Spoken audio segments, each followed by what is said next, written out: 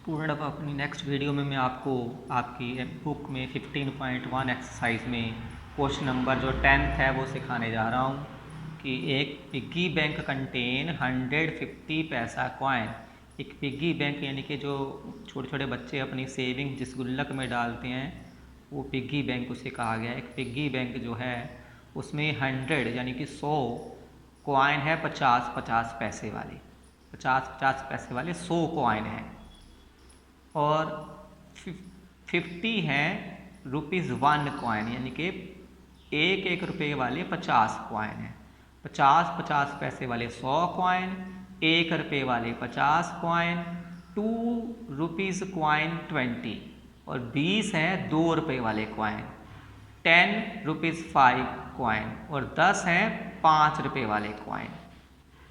तो if it is equally likely, अगर सबके आने के चांस इक्वल हैं, यानी कि कॉइन एक्सपेरिमेंट में कोई जो है बियासनेस नहीं है, कोई छेड़छाड़ नहीं की गई, it is equally likely, then one of the coin will fall, तब एक कॉइन जो है गुल्लक से बाहर आएगा पिगी बैंक से।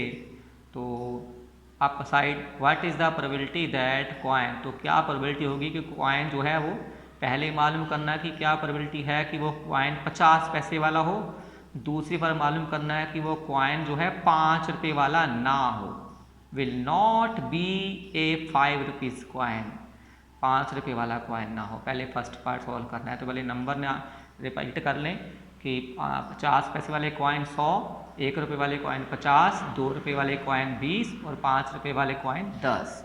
तो पहले हम ये यहाँ पे इसका डिटेल लिखेंगे कि 50 पैसे वाले कॉइन कितने हैं, ये लिखेंगे नंबर ऑफ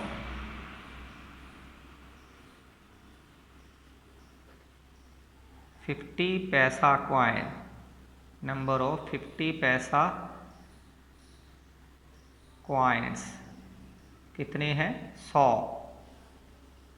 फिर नंबर ऑफ 1 रुपीज़ कॉइन्स वो कितने हैं 50 हैं, 1 रुपये वाले इस कॉइन। फिर नंबर ऑफ 2 रुपीज़ कॉइन, 2 रुपये वाले कॉइन कितने हैं 20 हैं। नंबर ऑफ 5 रुपीज़ कॉइन, 5 रुपये वाले कॉइन कितने हैं 10 हैं। टोटल कॉइन कितने हुए, ये हो गया 150 प्लस 170 प्लस 180, 180 कॉइन हो गए। Total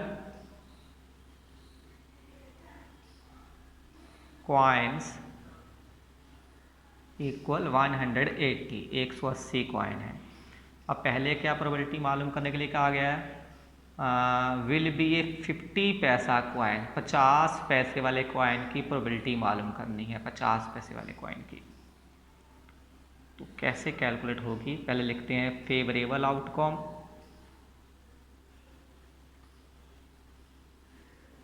favourable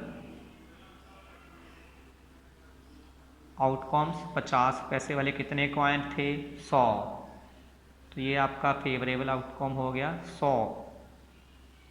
total possible outcome,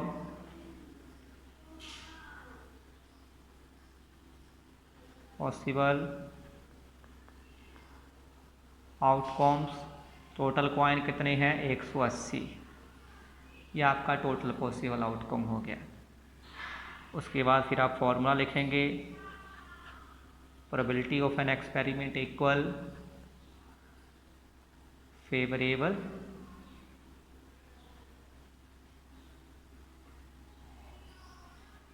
outcomes over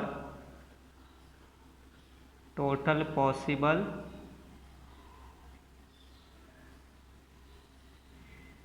outcomes, ये फॉर्मूला हो गया।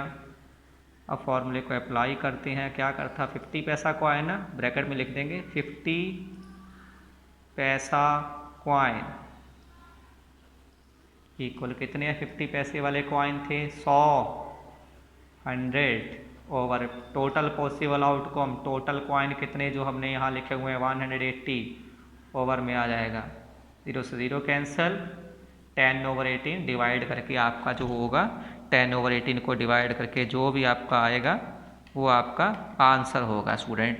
जैसे 0.55 समथिंग आ रहा है, चाहे ऐसे ही फ्रैक्शन में रहने दो चाहे डेसिमल में आंसर कैलकुलेट कर लो। सेकेंड टाइम उन्होंने पूछा है will not be A 5 rupees coin, 5 रुपये वाला कॉइन नहीं होना चाहिए। ये 5 रुपये वाले जो 10 कॉइन है, 5 रुपये वाला कॉइन नहीं निकलना चाहिए जब हम गुल्लक से एक कॉइन निकालें। बाकी चाहे 2 रुपये वाला कॉइन निकल आए, चाहे 1 रुपये वाला कॉइन निकल आए, चाहे 50 पैसे वाला कॉइन निकल आए, कोई भी प्रॉब्लम नहीं है। तो हम क्या करते हैं स्टूडेंट, 5 रुपये वाले कॉइन को छोड़ के बाकी कॉइन काउंट कर लेते हैं। 5 रुपये वाला कॉइन नहीं ना आना चाहिए, वो कितने या 10, इनको छोड़ दो। बाकी कोई भी कॉइन निकल आए ओके है, कह रहा सिर्फ 5 रुपये वाला कॉइन नहीं निकलना चाहिए। Will not be A 5 rupees coin. इस कॉइन को छोड़ के बाकी 2 रुपये वाले 20 कॉइन, 1 रुपये वाले 50 कॉइन, 50 पैसे वाले 100 कॉइन, इनमें से कोई भी निकल सकता है। तो ये आपका 100 + 50 150 और 20 70 170 हो जाएगा आपका। आप यहाँ सेकंड पार्ट में फेवरेबल आउटकम, सेकंड पार्ट में हम लिख देते हैं पहले क्या लिखा था, will not be A 5 rupees coin. यहाँ लिख देते हैं will not be A 5 rupees coin. अब यहाँ लिखते हैं favourable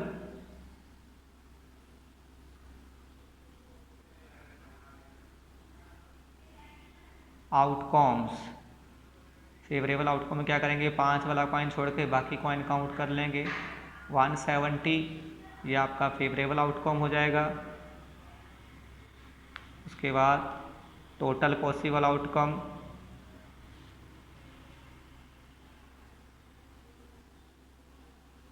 total possible outcome, total coin कितने हैं 180, ये यहाँ लिख देंगे।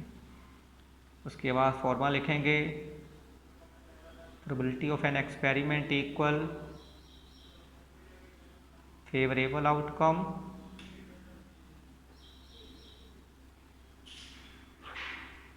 Over total possible outcomes. उसके बाद यहाँ लाइन लिख देते हैं, will not be A 5 rupees coin A 5 rupees coin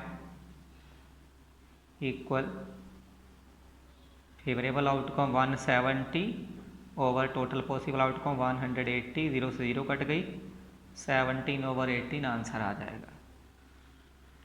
तो इस तरह से ये आपका स्टूडेंट क्वेश्चन नंबर जो है ये मैंने आपको 10th वाला क्वेश्चन जो है समझा दिया है।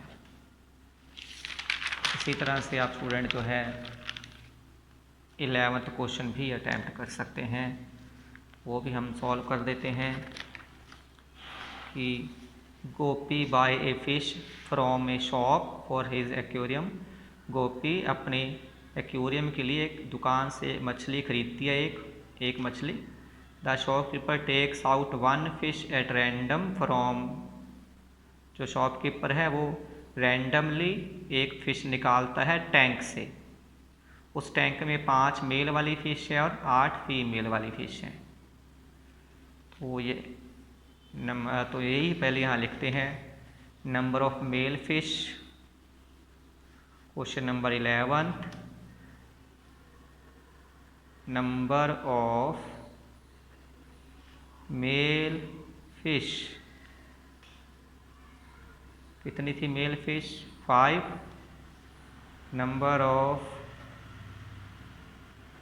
फीमेल फिश, फीमेल वाली फिश कितनी थी 8। टोटल फिश कितनी है 13। क्या पूछा उन्होंने, what is the probability that the fish taken out is a male fish. क्या प्रोबेबिलिटी है कि टैंक में से जो एक मछली निकाल लिया गोपी को बेचने के लिए दुकानदार ने, वो एक मछली जो है मेल फिश है। मेल फिश की प्रोबेबिलिटी मालूम करनी है, तो लिख देते हैं मेल फिश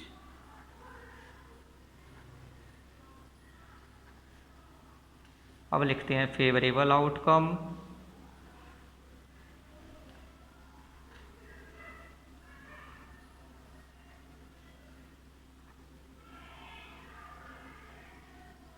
कितनी मेल फिश हैं? 5।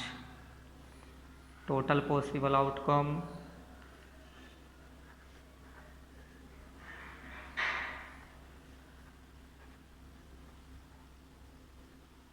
कितनी है टोटल फिश? 13। टोटल फिश 13 और मेल फिश कितनी है? 5। उसके बाद फॉर्मूला अप्लाई करते हैं। Probability of an experiment equal favourable outcome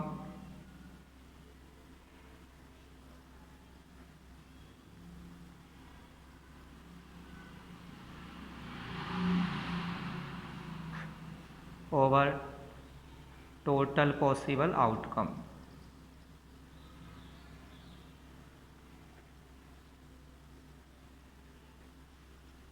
फिर ये फॉर्मूला अप्लाई करते हैं। प्रोबेबिलिटी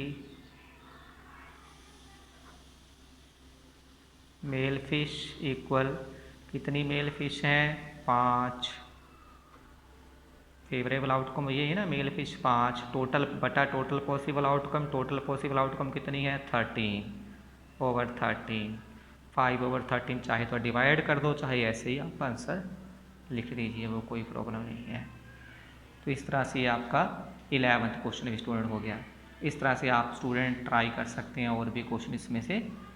तो आई होप आपको टॉपिक समझ में आ गया होगा। कोई क्वेरी है तो आप कभी भी मुझे मैसेज कर सकते हैं। Okay, thank you students.